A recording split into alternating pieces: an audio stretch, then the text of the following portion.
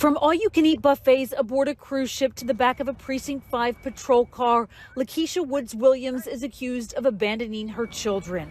The 29-year-old mother was taken to jail tonight. The details of the allegations, almost hard to believe. So that don't even make sense right there. According to court records, neighbors at Williams' luxury high-rise apartment building, the McKinley, sounded the alarm. They said they saw the mother of two children leave with luggage and bags last Thursday, April 4th, and never return. On Tuesday, deputy constables with Precinct 5 responded to a welfare check at her apartment and found her 8-year-old son and 6-year-old daughter home alone. The unit smelled of urine, records state, and was in disarray with trash and leftover food strewn about. And they told the deputies their mother had left to go on vacation on a cruise. These children were definitely left unattended for many days and put in serious harm's way. Williams is charged with abandoning her children with intent to return. Deputies did find a web camera and cell phone that the children said their mother used to check in on them. Is that sufficient? Absolutely not. Prosecutor Keegan Childers says there is so much potential for danger. For them to provide for themselves, feed themselves, take care of themselves, as well as, what if somebody breaks in? What if there's, a bad neighbor? Any number of horror nightmare scenarios that could come up. Firefighters found the kids to be in good health. CPS released them to their aunt, who declined to comment. But Otis Darjean, just a curious onlooker and father himself, had plenty to say. Like, that's a child, so that don't even make sense. Like, why would somebody leave their child, their young kids, behind like that? Jessica Willey, ABC 13, Eyewitness News.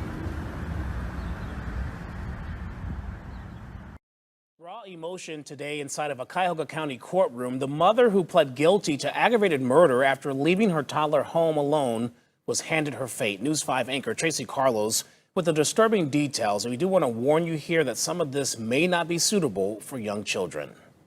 For 10 days last June, Crystal Candelario admitted to leaving her 16-month-old daughter, Jaylene, home alone in a pack-and-play. She was a mother. She got a title that means something in this world.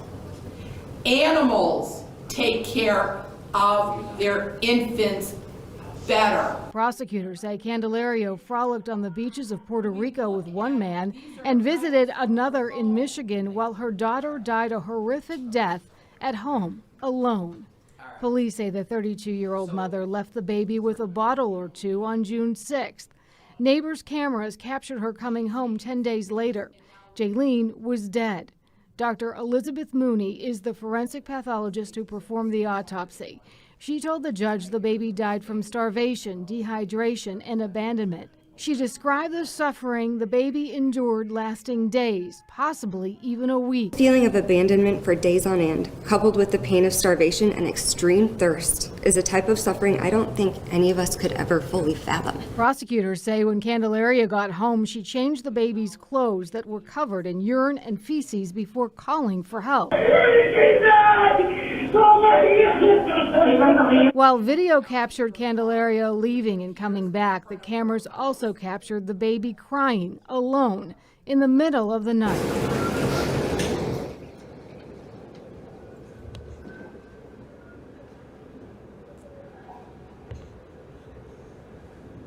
Cleveland police officers who investigated the baby's murder packed the courtroom, they say, to speak for the little girl. The case shook even the most seasoned first responders. Mothers usually want their children to have a long, happy life, but Candelaria placed more importance on a vacation in Puerto Rico with her boyfriend than the health, safety, and well-being of her own daughter. Candelaria's parents spoke through an interpreter in court, begging the judge to show compassion for their daughter, who they say has struggled with depression, anxiety, and stress. My daughter did not have a good quality of life. The 32-year-old mother addressed the court. Que no deje de pensar en ella. And not a day goes by when I do not think of her. Le pido a Dios que algún día pueda volverla a ver. I pray to God that one day I will see her again. But Candelaria will not see freedom or her 7-year-old daughter anytime soon. Instead, I see photos of you on a beach while your child was eating her own feces in an attempt to survive. The judge sentenced her to life in prison without the possibility of parole. In Cleveland, Tracy Carlos, News 5.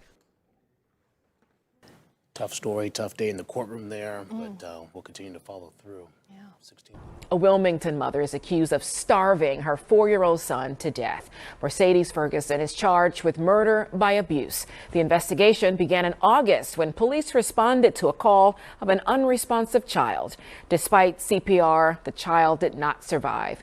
Court documents show the 4-year-old weighed only 23 pounds at the time of his death. She is the woman accused of murdering the 5-year-old boy that she was supposed to care for. Tonight, we're getting new insight into what was going on in Pammy May's head the day police say that she killed little Darnell Taylor and hid his body in a sewer drain. Well, body cam from the hospital shows officers trying to figure out where to find the child during an Amber Alert. We do want to caution you, though, that what you're about to hear is very disturbing.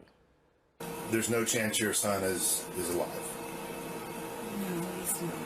This is the moment that Pammy May explains to officers from her hospital bed how she killed 5-year-old Darnell Taylor. This video was released by Brooklyn police. I had a son, I took his life, so yeah. May, who was Darnell's legal guardian, nonchalantly tells police that she was angry with him for eating snacks in his bed the night before. And he had the granola bar and the peanut butter crackers all in his bed. He had a knife, to open up the box. The next night, she says she went into Darnell's room while he was taking a nap and suffocated him with a trash bag. Like 10 minutes later, I knew he was dead because he wasn't moving. With no emotion or remorse, May says multiple times in the video how she premeditated this murder. She even tells police that she did not have a good relationship with Darnell. I didn't like his behavior, so I was more harsh and mean to him.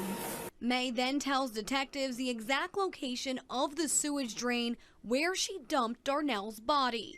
If we showed you a map, would that help? He's on East Brooks and Marshawn in the manhole. Can you look at the map? Oh, Marsdale. I'm sorry. Police found Darnell's body there hours later. We supposed to have a loving bond and it wasn't like that with me and my son. May later pled not guilty to murder charges. Her attorney asked for a mental health evaluation and the pursuing of an insanity plea. A judge has determined she was fit to stand trial during her previous court date, which was in March.